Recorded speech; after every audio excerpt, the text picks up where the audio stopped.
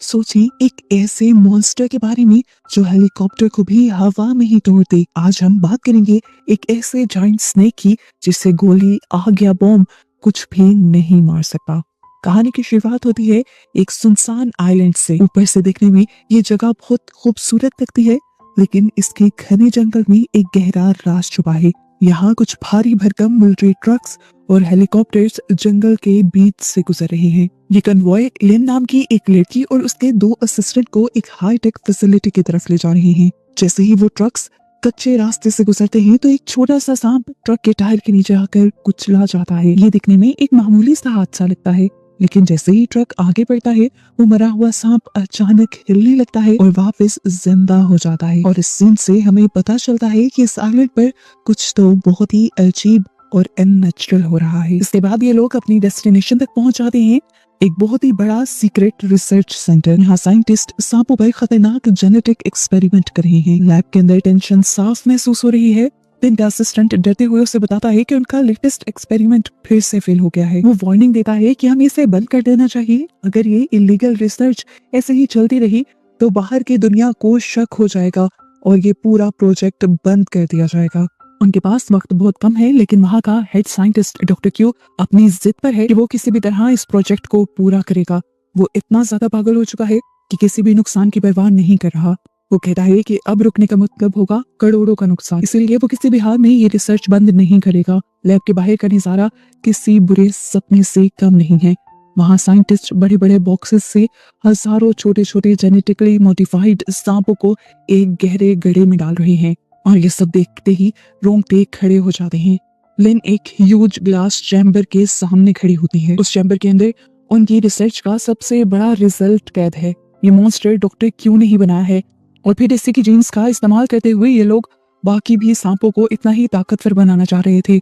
लिन को एहसास हो जाता है कि ये सब कंट्रोल से बाहर हो चुका है, इसीलिए वो एक बड़ा फैसला लेती है और अपनी टीम को कहती है कि यहाँ का सारा डाटा डिलीट कर दो, सारे सबूत मिटा दो। वो सोल्जर्स को भी ऑर्डर दे देती है कि बाहर गड्ढे में पड़े हुए हजारों सांपों को जला दिया जाए और फिर इस लैब को भी खत्म कर दिया जाए। डॉक्टर गिड़गिड़ाता है, एक आखिरी मौका मांगता है, लेकिन लिन एक नहीं सुनती।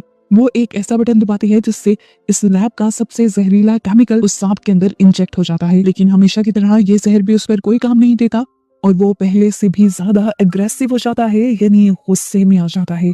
और यहाँ वो सांप दर्द और गुस्से से जोर से चीख मारता है। ये चीख इतनी तेज थी कि फैसिलिटी से बाहर पड़े हुए उन सारे सांपों ने भी सुनी थी और अब वो अपने लीडर की आवाज पर रिएक्ट करने लगे थे। वहाँ अब अफरा तफरी मच जाती है। वो बड़ा सांप अपने कांच के पिंजरे को तोड़ने की कोशिश करता है। लिन घबरा कर इमरजेंसी इंसिनेटर चालू कर देती है ताकि सांप को ग्लास के अंदर ही जिंदा जला दिया जा सके। आग की लपटें उस चैम्बर को घेर लेती हैं, लेकिन वो मॉन्स्टर इतना ताकतवर है कि आग भी उसका कुछ नहीं बिगाड़ पाती। उधर बाहर वो छोटे छोटे सांप गड्ढे में से निकलकर सभी सोल्जर्स और साइंटिस्ट पर टूट पड़ते हैं। वहाँ एक कत्ले आम शुरू हो जाता है। जब लिन देखती है कि हालात बिगड़ चुके हैं तो वो अपने असिस्टेंट को लेकर हेलीकॉप्टर की तरफ भागती है और पीछे से सोल्जर्स साइंटिस्ट को गोली मार देते हैं ताकि वो जिंदा बचकर उसका राज किसी को न बता सके। लेकिन इस राज के रिसर्च में जो सबसे बड़ा मॉन्स्टर बना था वो तो किसी के हाथ आ ही नहीं रहा था। सोल्जर्स ने उसके ऊपर बॉम्ब चलाई, गोलियां चलाई, पर वो मर नहीं रहा था। आखिर वो जायंट स्नेक अपने कांच को तोड़कर बाहर निकल भी आता है और फिर अपनी जंजीरों को भी तोड़कर पूरी तरह आजाद होकर सोल्जर्स पर हमला करने लग जाता है। वो पूरे इंसान को एक टाइम में निकल रहा था। लिन तो मजे से अपने हेलीकॉप्टर में बैठ जाती है और अपने असिस्टेंट को कहती है कि यहाँ का सारा मेस क्लियर कर आना। इसके बाद वो तो अपनी जान बचाकर यहाँ से उड़ जाती है और पीछे से बेचारा असिस्टेंट बचे हुए सोल्जर्स को वापस सेंटर की तरफ भगाने की कोशिश करता है, लेकिन सांपों की फौज उनका रास्ता रोक लेती है। पर हवा में वो जायंट स्नेक एक छलांग लगाता है और दूसरे हेलीकॉप्टर को हवा में ही तोड़कर गिरा देता है। जमीन पर फंसे हुए असिस्टेंट को समझ आ जाता है कि वो इन सोल्जर्स के जरिए उस बड़े जायंट मॉन्स्टर से नहीं लड़ सकते। अपने आप को बचाने के लिए वो लोग जंगल की तरफ भागते हैं। एक सोल्जर यहाँ से ट्रक लेकर भी भागने की कोशिश करता है, लेकिन बड़ा सांप उसका पीछा करता है और वो बड़ा ट्रक अपनी जान बचाने के चक्कर में पहाड़ से गिरकर तबाह हो जाता है। अब वो दोनों असिस्टेंट अपनी जान बचाकर जंगल में भाग रहे हैं और हमें दिखाया जाता है कि वो बड़ा सांप उनके पीछे पड़ गया है। वो उनके ऊपर हमला करता है और यहाँ पर एक लड़की बुरी तरह जख्मी हो जाती है। लड़का जो उसका पार्टनर है उसे बचाने के लिए अपनी जान की फांसी लगा देता है और एक चाकू से सांप की आंख पर वार करता है। दर्द के मारे सांप उस लड़की को दूर फेंक देता है। लड़की अपनी आखिरी सांसें लेती है और वहीं दम तोड़ देती है और लड़का ये सब देखकर टूट जाता है। लेकिन उस लड़के को तो रोने का भी वक्त नहीं मिलता। सांप वापस आता है और उस लड़के को भी मार देता है। दूसरी तरफ दो सोल्जर्स जो अपनी जान बचाने के लिए नदी की तरफ भागे थे, वो बोट के जरिए नदी में उतर भी जाते हैं, लेकिन वो जायंट स्नेक पानी में उनका भी पीछा करता है और उन्हें भी खा जाता है। और इस तरह कुछ देर में उस जायंट स्नेक ने, उस मॉन्स्टर ने ये पूरा आइलैंड खामोश कर दिया था। सीन कट होता है और कहानी अब कुछ साल आगे बढ़ती है। अब हम एक आलीशान क्रूज पर हैं जो समुद्र के बीच बहुत ही आराम से चल रही है। वहाँ पर सब कुछ नॉर्मल है, लोग पार्टी कर रहे हैं, म्यूजिक बज रहा है और सब खुश है। और इन्हीं सभी पैसेंजर्स के बीच हम अपने हीरो येन से भी मिलते हैं। दिखने में येन काफी स्मार्ट और फिट है और काफी तेज दिमाग का भी लगता है। वो नोटिस करता है कि कोई चुपके से उनकी फोटोज ले रहा है। येन उसे भी पकड़ लेता है और उससे पूछता है, तुम हमारी पिक्चर्स क्यों ले रही थी? तब ली बताती है कि वो एक मैगजीन के लिए काम करती है, लेकिन येन को उस पर शक था। वो उसका कैमरा पकड़ता है और सारी फोटोज डिलीट कर देता है। इस टाइम पर ली उससे कहती है, मैं जानती हूँ कि तुम किसे ढूंढ रहे हो। येन ये बात सुनकर हैरान तो होता है और इससे पहले कि वो इस बारे में कुछ सवाल जवाब कर पाता, एक अजीब सी थरथराहट शिप पर महसूस होती है। देखने को मिलता है कि हजारों सांप इस शिप की दीवारों पर रेंगते हुए ऊपर आ रहे हैं। देखते ही देखते वो पूरे डेक पर फैल जाते हैं। पार्टी का माहौल एकदम से चीखों पुकार में बदल जाता है। येन फौरन ही खतरे को भांप लेता है। वो ली को खींचता है और भागना शुरू कर देता है। भागते हुए वो एक क्रू मेंबर से पूछने की कोशिश करता है कि आखिर यहाँ पर क्या हो रहा है। इससे पहले कि वो कुछ बोल पाता, अंधेरे से वही जायंट स्नेक निकलता है और उस आदमी को निगल जाता है। ये वही मॉन्स्टर है जो उस आइलैंड पर था। इसे देखकर सब डर जाते हैं, लेकिन येन और ली होशियारी दिखाते हैं। जितने लोगों को वो बचा सकते थे उन्हें लेकर वो भागना शुरू कर देते हैं। यहाँ हर तरफ वही सांप ही सांप हैं जो उस आइलैंड पर साइंटिस्ट ने गड्ढे के अंदर गिरा दिए थे। यहाँ पर येन एक कुल्हाड़ी उठा लेता है उन सांपों को मारने के लिए और अपना रास्ता बनाते हुए आगे बढ़ता रहता है। वो लोग एक कॉरिडोर में पहुंचते हैं जहाँ वो देखते हैं कि एक अमीर आदमी ने अपने आप को एक वीआईपी रूम में बंद कर लिया है और बाहर सब लोग अपने आप को बचाने के लिए भीख मांग रहे हैं उससे और उससे दरवाजा खोलने को कह रहे हैं। पर वो अमीर आदमी किसी की नहीं सुनता और दरवाजा नहीं खोलता और इसके उस बुरे काम का अंजाम उससे फौरन ही मिल जाता है। छोटे छोटे सांप वेंटिलेशन डेक से उसके रूम के अंदर घुस जाते हैं और उससे काट खाते हैं। बाहर खड़े हुए लोगों को बस उसकी चीखें सुनाई देती हैं। येन सबको लेकर इंजन रूम की तरफ भागता है और वहाँ ये लोग एक ओल्ड मैन से मिलते हैं जो अपनी पोती को छुपाने की कोशिश कर रहा था और इन सारी चीजों से बचाने की कोशिश कर रहा था। येन उनकी भी मदद करने का फैसला कर लेता है। इस टाइम पर येन एक और चीज नोटिस करता है कि ये जितने भी सांप यहाँ पर हमला कर रहे हैं वो असल में देख नहीं सुनते, वो लोगों की आहट सुनकर उनकी तरफ बढ़ रहे हैं और उन पर हमला कर रहे हैं। और बस यही देखते हुए वो सबको इशारा कर देता है, बिल्कुल खामोश रहो। सब हिलना तक बंद कर देते हैं और मशीन्स के पीछे छुप जाते हैं। यहाँ तक कि उन लोगों ने तो अपनी सांसें तक रोक ली थी। और इसी दौरान वो बहुत बड़ा मॉन्स्टर स्नेक इस रूम के अंदर आ जाता है। वो इन लोगों के बहुत करीब आ जाता है और इन लोगों की आहट को महसूस करने की कोशिश करता है, लेकिन कोई भी जब नहीं बोलता तो वो बस यहाँ से जाने ही वाला था। पर उसी वक्त बदकिस्मती से एक लड़की का फोन बज गया और बस यही से सांप ने गुस्से में उस आवाज की तरफ हमला कर दिया और इस तरह लोग जान बचाकर अब ऊपर की तरफ भागने लगे और एक बड़े से इंडस्ट्रियल फ्रीजर में घुस गए। उनके अंदर जाते ही इस फ्रीजर का हैवी दरवाजा बंद हो गया और सांप इन तक पहुंचने के लिए उस दरवाजे के ऊपर जोर जोर से टक्कर मारता रहा, यहाँ तक कि उस मेटल के दरवाजे पर डंट पड़ गया, लेकिन दरवाजा नहीं टूटा और इस तरह फिलहाल के लिए इनकी जान बच गई। बाहर इन्होंने फील किया कि सब कुछ शांत हो चुका था। उन्हें लगा कि वहां से वो सांप जा चुका है, लेकिन अब मुसीबत एक और भी थी। ये लोग जहाँ पर थे वहां पर भी सेफ नहीं थे। यहाँ पर भी ठंड बहुत ज्यादा बढ़ चुकी है और अगर ज्यादा देर ये लोग यहाँ पर रहे तो मर जाएंगे। ये लोग सोच में पड़ जाते हैं कि इन्हें आखिर क्या करना चाहिए। तभी येन दिखता है कि ग्रुप में एक लड़की को उसी सांप ने काट लिया है। इनके पास इस टाइम कोई दवाई नहीं थी और अगर उस लड़की को वक्त पर दवाई न मिलती तो वो जल्द ही मर जाता। ये लोग यहाँ पर फर्स्ट एड ढूंढने की भी कोशिश करते हैं पर यहाँ कुछ नहीं था। येन जानता है कि वो यहाँ पर हमेशा नहीं रह सकते। वो एक डेंजरस प्लान बनाता है कि वो बाहर जाकर सांप का ध्यान भटकाएगा ताकि बाकी लोग भाग सकें। अचानक उसका दोस्त जुहू उसे रोकता है। इससे पहले कि ये लोग कोई बात कर पाते वो लड़का जो जख्मी था वो जल्दी से दरवाजा खोलकर बाहर चला जाता है और भागने लग जाता है। उसकी आहट सुनकर सांप उसके पीछे पड़ जाता है और इन लोगों को भागने का मौका मिल जाता है। उस लड़के ने ऐसा इसलिए किया था ताकि इन सब की जान बचाई जा सके। वो खुद तो जानता था कि वो मरने वाला है, अपनी जान की कुर्बानी देकर वो सबको बचा रहा था। सब लोग जैसे ही यहाँ से निकलते हैं तो वो सांप को लेकर फ्रीजर के अंदर चला जाता है और दरवाजा बंद कर देता है।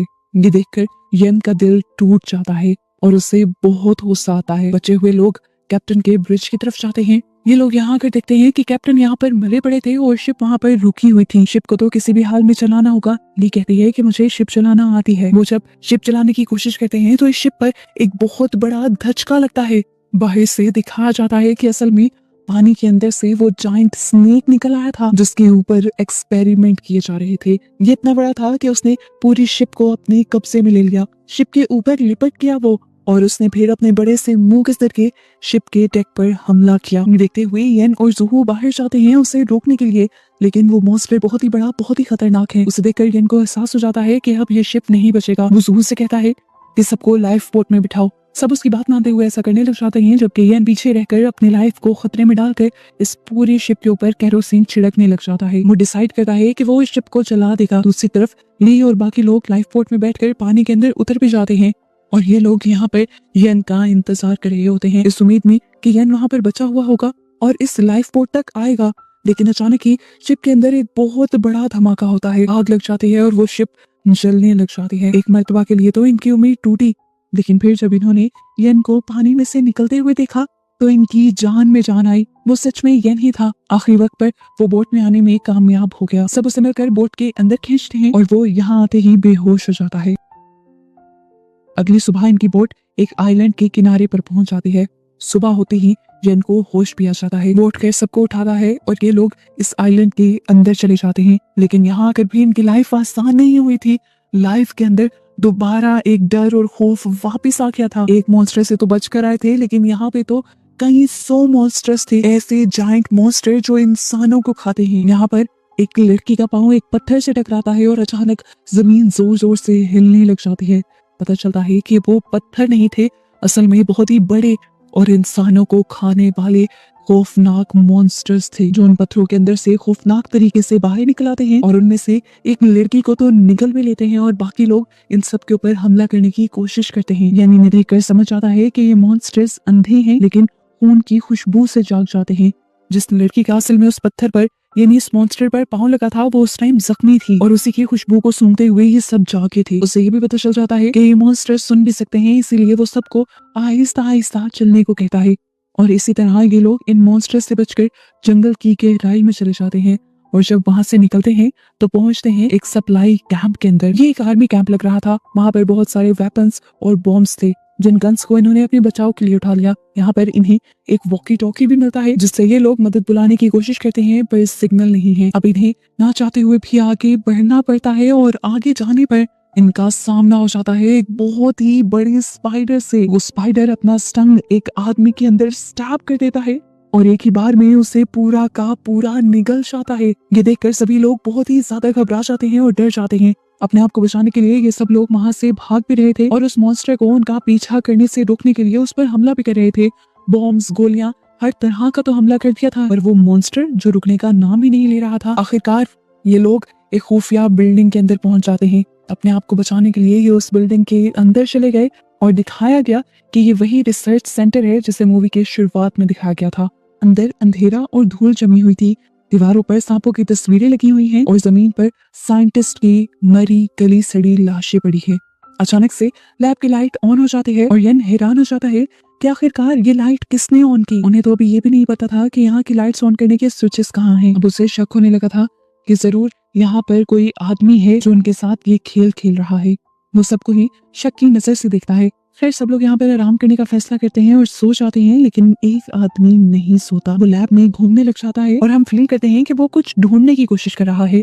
वो एक पोस्टर हटाता है और एक छुपी हुई उसे डायरी मिलती है और यहाँ एक बहुत बड़ा राज खुलता है कि एक आदमी कोई और नहीं बल्कि डॉक्टर क्यू है। वो मरा नहीं था, उसने बस मरने का नाटक किया था और उस शिप के जरिए वो ही सबको यहाँ पर ला रहा था। शिप के क्रूज पायलट को उसी ने मारा था ताकि शिप यहाँ पर क्रैश हो। हमें पता चलता है कि वो सांप को मारना नहीं चाहता था, बल्कि वो उसे वापस लेने आया था क्योंकि उसी ने उस सांप को बनाया था। यहाँ येन को दिखाया जाता है। वो अंदर की तरफ जाता है और उसे एक केव जैसी जगह दिखाई देती है। हम देखते हैं कि यहाँ वही जाइंट स्नेक बैठा था जो उस शिप की आग से भी बच गया था।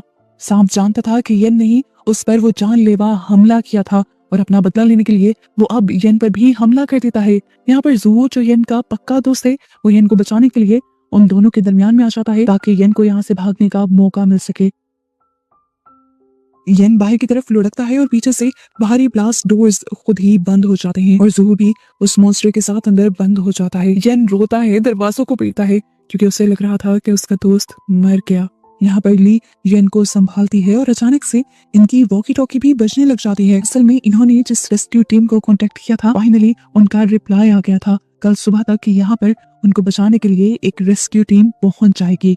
ये सुनकर सब बहुत ही ज्यादा खुश होते हैं और हम येन की आंखों में देखते हैं, उसकी आंखों में ना तो खुशी है ना तो आंसू, उसकी आंखों में अब बदले की आंख है। वो कहता है कि जब तक वो मॉन्स्टर जिंदा है हम यहाँ से नहीं जाएंगे। उसे अब ज़ुहू और बाकी सब लोगों की मौत का बदला लेना है।